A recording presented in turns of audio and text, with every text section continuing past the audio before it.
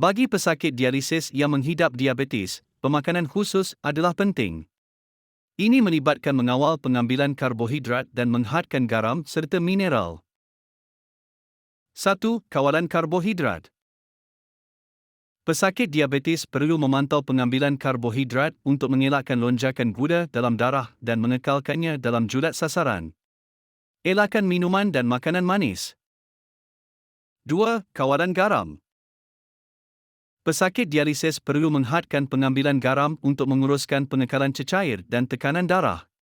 Ini bermakna mengelakkan makanan yang diproses dan snack masin. 3. Kawalan kalium dan fosforus. Buah pinggang dengan fungsi yang berkurangan boleh bergelut untuk mengawal tahap kalium dan fosforus, yang berpotensi membawa kepada komplikasi.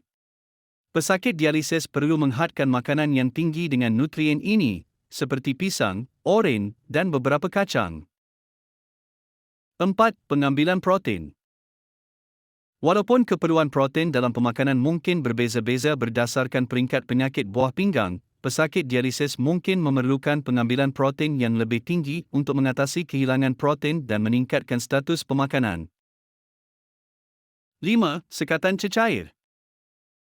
Pesakit dialisis biasanya perlu menghadkan pengambilan cecair untuk mengelakkan lebihan cecair dan meningkatkan keberkesanan dialisis.